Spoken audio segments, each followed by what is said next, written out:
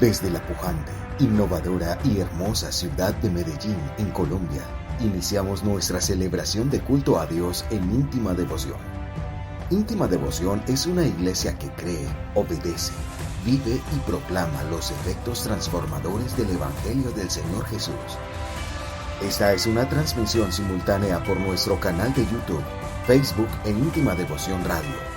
Descarga gratuitamente nuestra aplicación en las tiendas iPhone y Android. Sean todos bienvenidos. Es posible que con dejar crecer algunas raíces, dejar que se fortalezcan, haya un impedimento por parte de nosotros para que el Espíritu Santo fluya libremente como es el plan de Dios para su iglesia. En este pasaje, como ya lo hemos expuesto y es ampliamente conocido, es cuando se está dando inicio ya de manera normal o de manera formal el ministerio del apóstol, del profeta Juan el Bautista. No podemos confundir al apóstol Juan con Juan el profeta o Juan el Bautista. Y él, como un heraldo, viene haciendo un llamado al arrepentimiento para que el pueblo esté listo, esté dispuesto, esté preparado para la venida del Mesías que ya estaba a punto de manifestarse. Aquí, mirando esta figura, lo que se quiere es que el pueblo esté de verdad preparado para la venida del Mesías en su momento cuando venía a manifestarse o manifestado en carne a redimirnos. Pero hoy es la preparación del pueblo, de nosotros como iglesia, ya para recibir al Señor en su segunda venida, ya sea que durmamos o ya sea que estemos vivos y seamos arrebatados. Y hay una pregunta, que esta es la esencia de este mensaje. Hay una pregunta que merece una respuesta y es la que aparece en el versículo 10. Entonces, ¿qué debemos hacer? Esa debe ser nuestra pregunta en esta noche y durante todo el tiempo que el Espíritu Santo nos esté hablando, que nos esté exhortando, decirle a Él, entonces, ¿qué debo hacer? Y esperar que el Espíritu Santo nos indique que puede estar estorbando nuestra libre y verdadera comunión con el Señor. En los últimos miércoles hemos visto la raíz de la envidia. También vimos la raíz del orgullo, la raíz del miedo. Y en esta noche vamos a mirar o a observar la palabra del Señor que nos dice con respecto a la raíz de amargura. Usted no ha notado que muchas personas que se van amargados de las iglesias están viviendo una vida infernal afuera, porque fuera de la presencia del Señor lo que se vive es un infierno, es un ir y venir, es una zozobra, y algunos por llevarse un punto pasan de ser unos amargados y terminan siendo unos idólatras y en muchos casos apóstatas. El pastor ya nos lo explicaba la otra vez que es una persona apóstata. Es aquel, voy a decirlo muy rápidamente aquí, que pertenece, por ejemplo, a un grupo militar, digamos al ejército regular de la República de Colombia, y otro día pertenece a un grupo que se opone al ejército regular de la República de Colombia. El que se va para ese otro grupo es un apóstata. ¿Y por qué les estoy diciendo esto? Porque el Señor nos está haciendo una exhortación muy concisa, muy fuerte, para que no vamos a caer en las redes de la raíz de amargura y de ahí caer a un lugar tan hondo, tan profundo, que termináramos siendo idólatras y apóstatas. En el libro de Deuteronomio, este llamado, esta amonestación la está haciendo el Señor en el capítulo 29 y versículo 18. Dice aquí la palabra del Señor, dice el mismo Dios: asegúrense de que ningún hombre ni mujer, ni clan, ni tribu entre ustedes aparte hoy su corazón del Señor nuestro Dios para ir a adorar a los dioses de esas naciones. Tengan cuidado de que ninguno de ustedes sea como una raíz venenosa y amarga.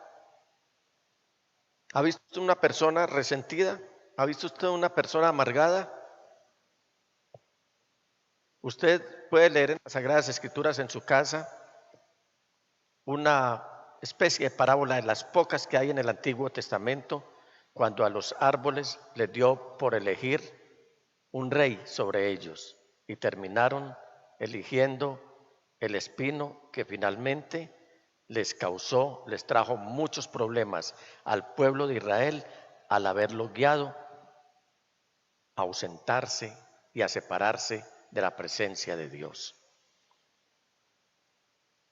¿Por qué, mis amados hermanos? No debería haber raíces de amargura en la iglesia. Hemos abierto nuestro corazón al Señor. Nos hemos propuesto vivir una vida en santidad. Nos hemos propuesto caminar en obediencia al Señor. Hemos decidido no rebelarnos contra el Señor.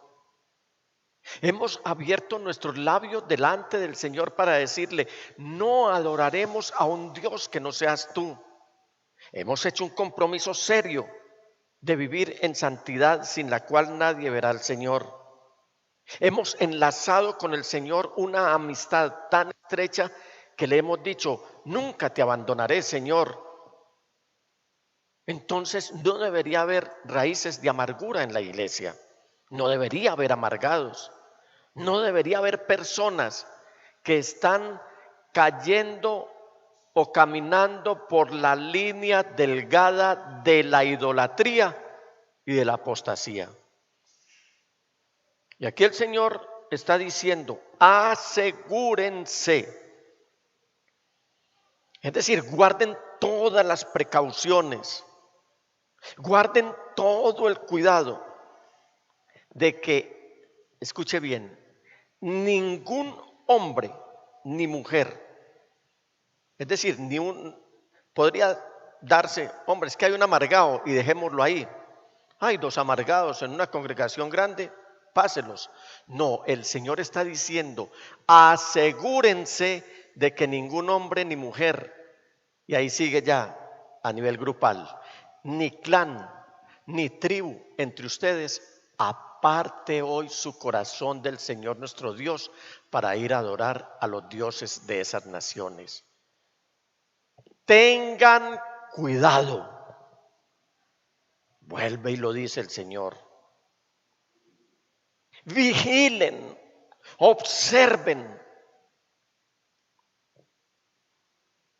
de que ninguno de ustedes, mire que el Señor está hablando que tengamos cuidado hacia afuera, es decir, a las personas de nuestro entorno. O sea que cada uno deberíamos estar velando porque nuestro hermano no vaya a apartarse del Señor y caiga en amargura. Pero luego nos dice a nosotros: tengan cuidado de que ninguno de ustedes, ya nos encierra a todos, sea como una raíz venenosa y amarga.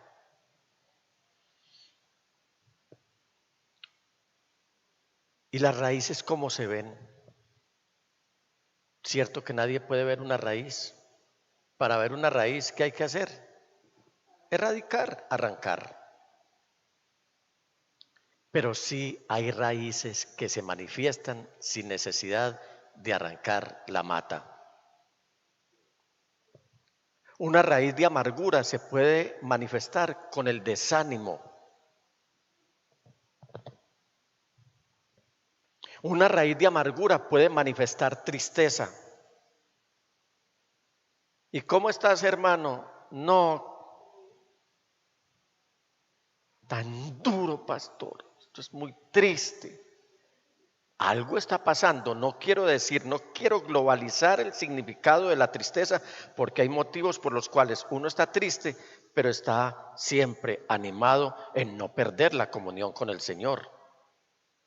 Pero una persona fría espiritualmente, una de las manifestaciones que tiene como amargura es la tristeza. Hay raíces como la rabia. Hay personas que lo único que les falta es ladrar. Mantienen rabia por todo. Todo les incomoda. También hay raíces como los resentimientos por lo que me hicieron, por lo que padecí. Y nos quedamos cargando con resentimiento durante toda la vida. Y buscamos aquí, allá y acullá donde nos hacen una sanidad interior. Pero ¿sabe algo? Hay personas que se amañan tanto con los resentimientos que ya terminan por habituarse a ellos, y no solamente habituarse, sino agitar el ambiente para que otros también empiecen a rebuscar en su vida algo que hayan pasado y que ahora les despierte un resentimiento. Hay raíces de amargura que se manifiestan con el odio. Es increíble oír dentro del pueblo del Señor, dentro de la iglesia, que dice estar esperando al Señor en su segundo regreso, pero están odiando. Y hasta nos conformamos con decir, yo en la iglesia no odio a nadie, pero están odiando a personas de las cuales ellos están seguros que no van a venir a hacer una denuncia delante de la iglesia y delante del Señor, como que es una persona que odia. Hay raíces como el rencor, ese que hace hervir las entrañas por el deseo de la venganza. Entonces hay raíces de venganza. Y cuando eso toca, entonces nos hacemos al margen de lo que dicen las Sagradas Escrituras. ¿Cómo nos escribe el apóstol Pablo que nos despojemos de todo esto? ¿Cómo el Señor ha inspirado al escritor, al apóstol Pablo mismo, para que nos diga que no nos venguemos de nadie, porque la venganza es del Señor? Y cuando se nos habla de venganza, entonces nosotros inmediatamente pensamos en destrucción, en arrasar. Estamos esperando cuando una persona por la cual tenemos rencor y clamamos venganza, padezca una enfermedad bien grave, padezca una escasez y una sequedad económica impresionante, o hasta que le caiga un rayo y lo parta, para decir que quieren sentir ese friecito en el estómago. La venganza del Señor, ¿sabe cómo puede manifestarse también? En alcanzar a esa persona, dejar que esa persona lo conozca, que lo reciba en su corazón, que se arrepienta, que pida perdón por sus pecados y que empiece a caminar fielmente con el Señor. Y entonces, ¿cómo quedaríamos nosotros cuando estamos esperando la desgracia para esa persona y ahora se está congregando con nosotros y es un hermano fiel o una hermana santificada y que sirve al Señor? Dios es soberano en lo que hace, y lo que hace le queda perfecto, porque Él hizo todo hermoso en su tiempo. El escritor a los Hebreos, en el capítulo 12 y versículos 12 al 15, escribe: por tanto, renueven las fuerzas de sus manos cansadas y de sus rodillas debilitadas. Hagan sendas derechas para sus pies, para que la pierna coja no se disloque, sino que se sane. Busquen la paz con todos y la santidad, sin la cual nadie verá al Señor. Asegúrense de que nadie deje de alcanzar la gracia de Dios, de que ninguna raíz amarga brote y cause dificultades, y mire esto, y corrompa a muchos. A veces nos quejamos de la corrupción en las empresas, en los gobiernos, pero ¿sabe que en el pueblo de Dios hay posibilidad de que haya corrupción cuando empecemos a dejarnos contaminar por actitudes como estas? ¿Qué será lo que nos está recordando el escritor a los hebreos con estos versículos que he acabado de leer? ¿Qué nos estará recordando a nosotros como iglesia? A nosotros como cristianos, a nosotros que hemos sido llamados a ser santos, a nosotros en los cuales el Señor ha puesto su temor. ¿Sabe qué es lo que dice el escritor allí? Que todos debemos darle importancia, debemos darle una relevancia firme y muchísima importancia, repito, a la necesidad de la gracia de Dios, la cual se deriva de una obediencia activa y piadosa hacia Él.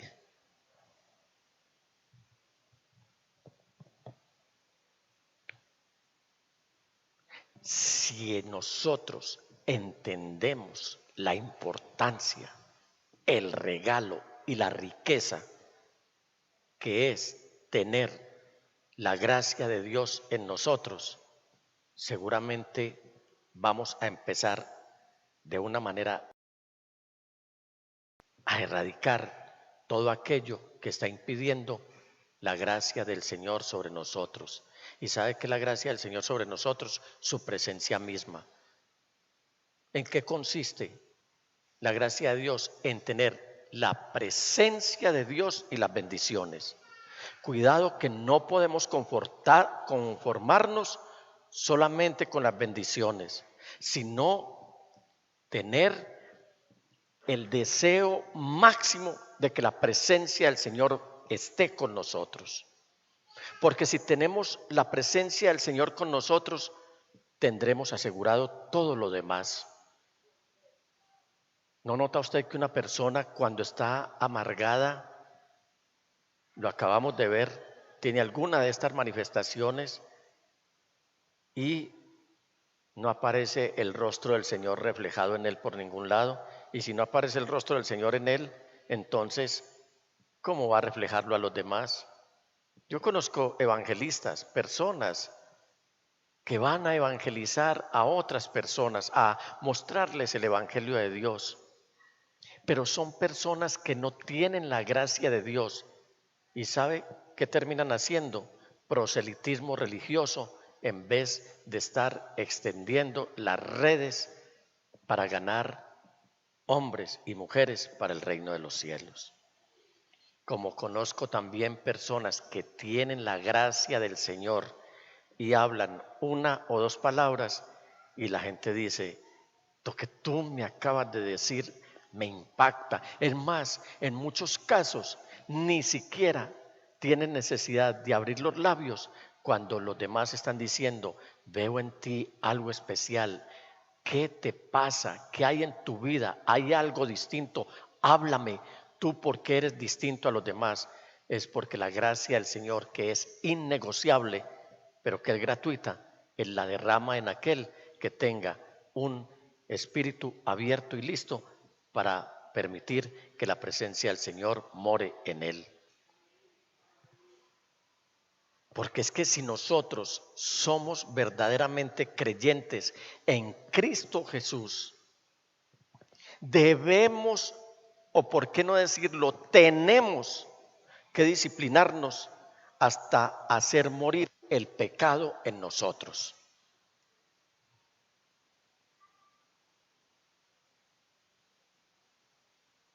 No sé de cuándo acá la palabra tenemos u obligación dice que no se puede mencionar. Y uno oye sectores del cristianismo que dicen: yo sigo a Cristo, pero a mí nadie me va a obligar a leer la Biblia. A mí nadie me tiene que obligar a orar. A mí nadie tiene por qué obligarme a diezmar. No entiende uno personas que dicen ser creyentes, que creen en Cristo Jesús. La vida en Cristo Jesús es una vida de disciplina. Y si es una vida de disciplina, tiene que ser una vida de constancia hasta que nos volvamos en los asesinos del pecado en nosotros, ese pecado que nos aísla de la presencia del Señor. En Isaías dice muy claramente: fueron los pecados de ustedes los que hicieron división entre ustedes y Dios. Y me gusta ese orden que expresa el profeta Isaías. No es que Dios se retiró, es que nosotros cortamos con Él. Es que nosotros lo desechamos. La iglesia tiene que ser la verdadera iglesia, el verdadero creyente en Cristo Jesús, tiene que ser disciplinado en un trabajo constante hasta hacer morir el pecado en él. Y de esa manera vamos a contar con la gracia de Dios. Además, debemos desterrar o erradicar de nuestras vidas toda amargura que haya en nuestro corazón y en nuestra mente. Es tan delicioso vivir en la santa paz con el Señor. Es tan delicioso caminar por las calles y por las avenidas contando uno con la gracia del Señor, porque de lo contrario perderemos la paz, la vida en santidad, y por ahí derecho vamos a enfermar del cuerpo, viéndose afectada nuestra salud física, lo cual se ve reflejado, y repito nuevamente los versículos que acabo de leer. Mire usted: por tanto, renueven las fuerzas de sus manos cansadas. Eso no se logra sino cuando hemos matado el pecado en nosotros. El apóstol Pablo lo dice: hagan pues morir todo esto. ¿Dónde se ve afectado? En el cuerpo. Aquí tenemos: por lo tanto, renueven las fuerzas de sus manos cansadas, y luego de sus rodillas debilitadas. Todo esto tiene que ver con el cuerpo: manos, rodillas. Luego dice: hagan sendas derechas para sus pies, para que la pierna coja no se disloque, sino que se sane. ¿Afecta la raíz de amargura la salud corporal? Sí la afecta. Somatizar un rencor, una tristeza, un deseo de venganza, un resentimiento, eso termina por afectar el cuerpo humano. No son pocas las personas que uno conoce que resultan con cáncer en sus entrañas, y va uno a ver, es que están transpirando odio por todas partes, deseo de venganza, rencor y todo lo que vimos al principio: tristeza, rabia, resentimientos, odio, rencor, venganza, desánimo. Y sigue diciéndonos el escritor que también se ve afectada nuestra salud espiritual. Ya vimos afectada la salud física, pero en el versículo 14 dice: busquen la paz con todos. ¿Cuál es esa paz con todos? Esa misma que nos habla el escritor del Salmo 133 cuando dice que vivamos como juntos y en armonía. ¿Usted se imagina la congregación aquí reunida y peleándose los unos a los otros mientras el pastor está predicando? ¿Cabe en la mente de un cristiano que esté haciendo muecas despectivas por otro hermano de la congregación? Eso cabe. Eso no tiene presentación. Y no lo estoy diciendo porque estemos viviendo esto aquí.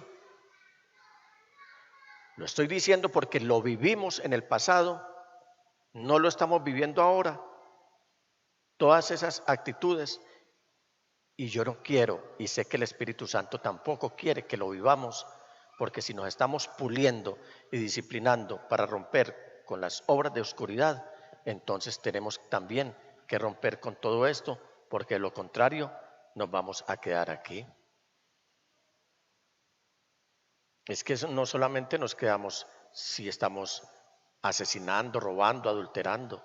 Estas son raíces que pueden impedir que entremos al reino de los cielos cuando el Señor venga a arrebatarnos. Dice, busquen la paz con todos. Y de ahí se deriva algo muy importante. Cuando estemos en paz los unos con los otros, viene la santidad. ¿Qué es la santidad? Es estar de acuerdo con Dios. ¿Qué es la santidad? Limpieza de pensamiento, pureza de corazón e integridad en nuestra conducta o en nuestro comportamiento. El Señor no quiere una iglesia que sea bonita, buena en la iglesia, pero que afuera se vea buena, bonita y barata. El Señor nos dio a nosotros un precio. El Señor pagó por nosotros un precio muy alto. Y ese precio todavía de Él se publica y se publicará, que fue el haber derramado su sangre en la cruz del Calvario, gota a gota por cada uno de nosotros. Hasta la última gota, porque ustedes, los estudiosos de las Sagradas Escrituras, se pueden dar cuenta cómo cuando el centurión romano puso su lanza en el costado del Señor, es muy claro el evangelista cuando dice que al instante salió sangre y agua. No dice agua y sangre, sino sangre, y ya lo siguiente que salió fue agua, en señal de que el sacrificio había estado completo, porque en ese momento el Señor estaba mostrando su amor, el amor más grande por cada uno de nosotros y por todos aquellos que llegan a creer en Él. Alabado sea el nombre del Señor. Entonces, si Él nos ama, ¿por qué nosotros vamos a vivir con raíces de amargura? Y dice, y la santidad. Y aquí cuando yo llego a este texto encuentro una valla oscura, una muralla sólida, algo tan fuerte que nos impide ver la presencia del Señor. Sin la santidad, nadie verá al Señor. Es como si el Señor estuviera cubierto y el que no vive en santidad no traspasa esa muralla. ¿Y qué sería de nosotros sin poder ver al Señor? Hoy nos conformamos y hasta lo predicamos y le decimos a las personas, vengan a la iglesia. Y las personas nuevas, o al menos así me pasó cuando yo llegué por primera vez a un templo cristiano, no vi absolutamente nada por allí de estatuas ni nada de estas cosas, sin ser yo un idólatra. Yo nunca creí en eso, pero uno sí tiene como ese concepto. Entonces la respuesta que le dan a uno es, no, vea, es que usted aquí no ve a nadie, ni siquiera ve a Dios, pero lo puede sentir. Y uno dice, efectivamente sí. Y eso es para esta tierra. Y bueno, y entonces nos vamos a ir con el mismo lema para el cielo, a ver si alguno de nuestros hermanos nos dice allá, mire, usted aquí no va a ver al Señor, sino que también lo va a sentir. Mi anhelo no es que el Señor me tire en un rincón del cielo, de la Nueva Jerusalén.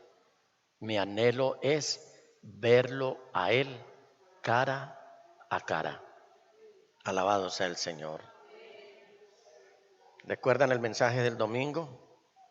Qué tremenda palabra nos está dando el Señor.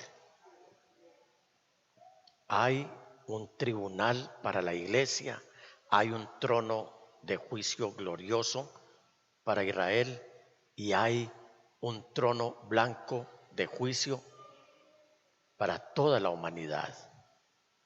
En ese tribunal donde anhelamos estar, yo no quiero estar en un rincón. Yo anhelo ver al Señor cara a cara. Y si usted anhela verlo, podría dar un gloria a Dios, a Él en esta noche. Alabado sea el Señor. Y además, como si fuera poco, una raíz de amargura afecta nuestra vida en comunidad. El versículo 15, lo repito nuevamente, dice que tiene que ver mucho con lo que leímos en el texto de Deuteronomio 29:18, que dice: asegúrense de que nadie deje de alcanzar ¿qué? La gracia de Dios, de que ninguna raíz amarga brote, y vea esto, y cause dificultades y corrompa a muchos. Es triste uno tener que parar la obra pastoral y evangelizadora por empezar a apagar incendios, porque algunos están causando disturbios al interior de la iglesia. Aquí no dice disturbios, dice dificultades. Pero cualquier cosa que tenga que, o en la que tenga que ocuparse el pastor, dejando de hacer su obra pastoral, su obra evangelística, por ir a atender problemas, en muchos casos, de hermanos que dicen ser madurísimos y que llevan mucho tiempo y hasta se llenan la boca diciendo: yo llevo 1522, mejor dicho, yo soy cristiano antes de Cristo nacer. Y dando dificultades cuando deberían estar aportando, ayudarle al pastor a hacer su obra pastoral. Yo sé de muchas iglesias en las que hay dificultades las que quiera, pero a causa de los mismos hermanos. Porque si hay persecución y hay dificultades porque el mundo así lo quiere, pues ahí enfrentamos todo esto con la gracia de Dios. Por eso es que la gracia de Dios es tan importante en la vida de la iglesia. Pero dificultades adentro, eso no tiene presentación. ¿Cómo nos vamos a presentar entonces al mundo a decirles que Cristo Jesús nos dio la verdadera paz a nosotros? ¿Y sabe cómo termina esto? Como un acto de corrupción, porque empieza a corroer la vida en comunidad de la iglesia. Personas que contestan mal, personas que murmuran del pastor, personas que murmuran de la esposa del pastor, de la familia del pastor, personas que están cuestionando el servicio de los diáconos, personas que están buscando como aguja en un pajar cualquier acto desprevenido de uno para estarlo atacando, y empiezan como si mantuvieran un conducto de tubería rota o corroída, por lo menos, a regar toda esa suciedad para que eso genere dificultades y termine por corromper a muchos. La Biblia dice aquí, y me duele esta palabra, y corrompa a muchos. ¿Cuál es el resultado de todo esto? El resultado es que nuestra esperanza en el Señor Jesús se va a ver frustrada. Va a ser un total fiasco, un total desastre, si no erradicamos la raíz de amargura. El escritor Salomón, en el libro de los Proverbios capítulo 13, versículo 12, dice: la esperanza frustrada aflige el corazón, el deseo cumplido es un árbol de vida. ¿Cuántos tienen su esperanza puesta en el Señor Jesús? Que este mensaje sea una vacuna para que no crezca en nosotros ni siquiera haya el más mínimo granito que pudiera producir una raíz de amargura en nosotros. ¿Cuál es la recomendación? La recomendación de la palabra del Señor en el capítulo 24 y versículo 13 del mismo libro de Proverbios es: come la miel, hijo mío, que es deliciosa, dulce al paladar es la miel del panal. No a la amargura, sino a la miel de la palabra de Dios. ¿Cómo como yo la miel de la palabra del Señor? Con la esperanza en el Señor Jesús. Puesta la esperanza en el Señor Jesús. Salmo 37:7 dice la palabra del Señor: guarda silencio ante el Señor y ¿qué? Y espera en Él con paciencia. No te irrites ante el éxito de otros, de los que maquinan planes malvados. El versículo 34 dice: pero tú espera en el Señor y vive según su voluntad, que Él te exaltará para que heredes la tierra. Cuando los malvados sean destruidos, tú lo verás con tus propios ojos. Y en el Salmo 5:3 dice: por la mañana, Señor, escucha mi clamor, por la mañana te presento mis ruegos y quedo a la espera de tu respuesta. Cuando estamos con nuestra esperanza puesta en el Señor Jesús, cuando comemos la miel de la esperanza, no va a haber ninguna raíz de amargura en ninguno de nosotros, porque estamos expectantes, estamos pendientes del Señor Jesús y lo que Él está haciendo en cada uno de nosotros. Debemos también comer la miel de la decisión para combatir cualquier raíz de amargura. Debemos decirle no a la ambigüedad. Hoy sí, mañana no. Hoy puedo, mañana no puedo. Hoy quiero, mañana no quiero.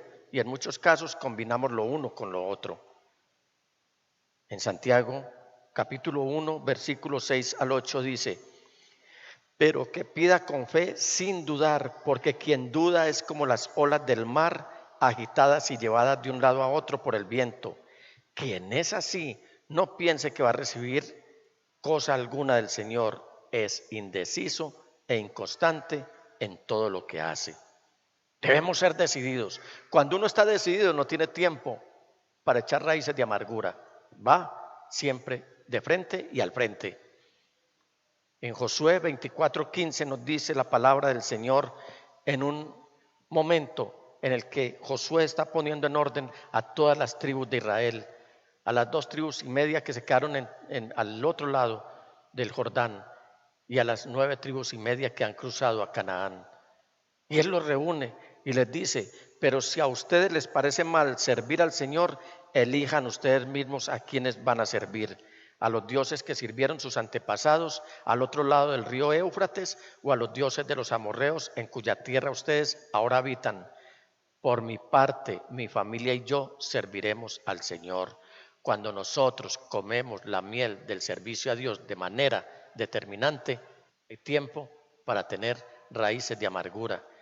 Y en el primer libro de Reyes, en el capítulo 18, versículos 20 y 21, dice que Acab, un rey malvado de Israel, convocó en el monte Carmelo a los israelitas y a los profetas. Elías se presentó, el hombre de Dios, ante el pueblo y dijo: ¿hasta cuándo van a seguir indecisos? Si el Dios verdadero es el Señor, deben seguirlo, pero si es Baal, síganlo a él. El pueblo no dijo una sola palabra. ¿Por qué? Porque estaban redargüidos, estaban muy amargados por todo lo que el rey y su malvada Jezabel, su malvada esposa Jezabel, habían llevado a cometer en contra de Dios, pecando contra Dios, aborreciendo a Dios e ignorando su palabra. Tenemos que ser decididos también para que la raíz de amargura no vaya a crecer, ni siquiera se asoma en nuestras vidas. Tenemos que comer la miel de la fe. En 2 Corintios, el capítulo 13, versículo 5, dice el apóstol Pablo: examínense para ver si están en la fe. Y ojo con este texto: pruébense a sí mismos. ¿No se dan cuenta de que Cristo Jesús está en ustedes? A menos que fracasen en la prueba. ¿Qué nos está diciendo aquí? El apóstol Pablo aquí está echando mano de un término en una palabra griega que se usa en el deporte, es cuidado con quedar descalificado.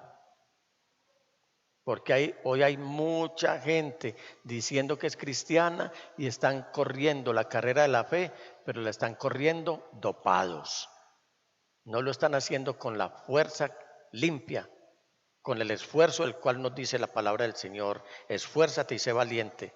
Están aparentando ser muy resistentes, pero están dopados. ¿Saben lo que es el doping, cierto? No me quiero burlar de su inteligencia, pero para los que de pronto no sepan qué es el doping, es aquella ayuda médica o de otro tipo o alimentaria que se dan algunos deportistas para poder ganar una carrera, pero la ganan ilegalmente. ¿Qué tal que nosotros lleguemos a la presencia del Señor y que Él diga: usted salió descalificado, usted perdió la carrera? Y el apóstol Pablo está diciendo aquí: examínense para ver si están en la fe. Pruébense a sí mismos. ¿No se dan cuenta de que Cristo Jesús está en ustedes? A menos que fracasen en la prueba. Y el apóstol Juan en el capítulo 5 versículos 4 y 5 nos dice acerca del resultado de la miel de la fe. Estoy tomando esto de la miel de la fe como una figura, como un antónimo a lo que es la amargura. Porque todo el que ha nacido de Dios vence al mundo. Esta es la victoria que vence al mundo. ¿Cuál es la victoria que vence al mundo? Nuestra fe. ¿Quién es el que vence al mundo sino el que cree que Jesús es el Hijo de Dios? ¿Cuántos creen que Jesús es el Hijo de Dios? Jesús no es el Padre Celestial. Jesucristo es el Hijo de Dios. Luego hablaremos acerca de todo este entramado en el cual ha caído un sector del cristianismo al hablar de unicismo, de trinitarios y de todo lo demás. El plan de Dios lo conocemos solo los que aceptamos la gracia del Señor en nosotros y hemos decidido matar el pecado en nosotros de una manera disciplinada. ¿Qué más debemos comer? ¿Qué más miel debemos comer? La miel del gozo. En Filipenses capítulo 4 versículos 1 al 13 dice: por lo tanto, queridos hermanos, a quienes amo y extraño mucho, ustedes que son mi alegría y mi corona, manténganse así firmes en el Señor. Alégrense siempre en el Señor, insisto, alégrense. ¿Y qué resultado va a haber? Y la paz de Dios, que sobrepasa todo entendimiento, cuidará sus corazones y sus pensamientos en Cristo Jesús. Me alegro muchísimo en el Señor de que al fin hayan vuelto a interesarse en mí. Claro está que tenían interés, solo que no habían tenido la oportunidad de demostrarlo. Y dice: todo lo puedo en Cristo que me fortalece. ¿Quiénes podemos decir eso?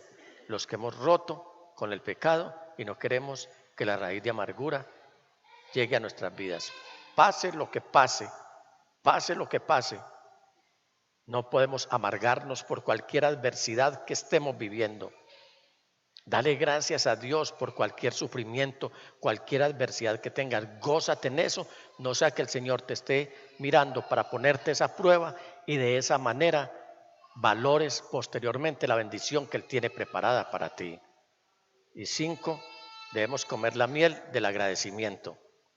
Dice el apóstol Pablo en el capítulo 3 y versículo 15 y 16 y 17 de la epístola a los Colosenses: que gobierne en sus corazones la paz de Cristo, no la raíz de amargura, a la cual fueron llamados en un solo cuerpo, y sean agradecidos. Hago un paréntesis aquí, hermanos. Hay un comando de oración aquí en la iglesia. Lo he llamado el comando de oración Aarón Ur, no Ben-Hur, no. Aarón Ur, que fueron los 2 hombres que estuvieron ayudando, soportando las manos de Moisés mientras Josué estaba en el campo de batalla combatiendo con los amalecitas, los enemigos del pueblo de Israel. Estos 2 hombres fueron los que estuvieron ayudando a Moisés mientras él intercedía delante de Dios. Y dice que mientras Moisés bajaba las manos, los amalecitas prevalecían. pero volvía y alzaba las manos y los israelitas prevalecían. En este comando de oración hemos presentado un sinnúmero de peticiones. Los que quieran pertenecer a este comando, por favor, me escriben y con mucho gusto los inscribo para que oremos. ¿Por qué les estoy diciendo esto? Hemos visto muchas respuestas del Señor y no decimos gracias. Por favor, comuníquele al pastor cuando el Señor responda. Si respondió y sanó la persona para esta vida, gloria a Dios. Y si la sanó para la eternidad, gloria a Dios. Pero seamos agradecidos. Que habiten ustedes la palabra de Cristo, cierro el paréntesis y sigo. Que habiten ustedes la palabra de Cristo con toda su riqueza. Instrúyanse y aconséjense unos a otros con toda sabiduría. Nosotros debemos ser habitación ¿de quién? De la palabra de Dios, y ahí no va a caber la raíz de amargura. Canten salmos, himnos y canciones espirituales a Dios con gratitud de corazón, y todo lo que hagan de palabra o de obra, háganlo en el nombre del Señor Jesús, dando gracias a Dios el Padre por medio de Él. Y en Hebreos 12, 28 y 29 nos escribe el escritor de esta epístola: así que nosotros que estamos recibiendo un reino inconmovible, seamos agradecidos. Inspirados por esta gratitud, adoremos a Dios como a Él le agrada, con temor reverente, porque nuestro Dios es un fuego consumidor. ¿Qué les quiero recomendar en esta noche, mis amados hermanos? ¿En qué concluimos? En lo que nos dice el salmista en el Salmo 19, versículos 7 al 11. Usted puede seguir la lectura allí y dice: la ley del Señor es perfecta. ¿Por qué? Porque infunde nuevo aliento. El mandato del Señor es digno de confianza. ¿Por qué? Porque da sabiduría al sencillo. ¿Qué más? Los preceptos del Señor son rectos, traen alegría al corazón. El mandamiento del Señor es claro, da luz a los ojos. El temor del Señor es puro, permanece para siempre. Las sentencias del Señor son verdaderas, todas ellas son justas, son más deseables que el oro, más que mucho oro refinado, son más dulces que la miel. Desde la pujante, innovadora y hermosa ciudad de Medellín, en Colombia, hemos transmitido la celebración de culto a Dios en íntima devoción. Íntima Devoción es una iglesia que cree, obedece, vive y proclama los efectos transformadores del Evangelio del Señor Jesús. Descarga gratuitamente nuestra aplicación en las tiendas de iPhone y Android y síguenos en Facebook, YouTube, Instagram y Twitter como Íntima Devoción. Hasta pronto.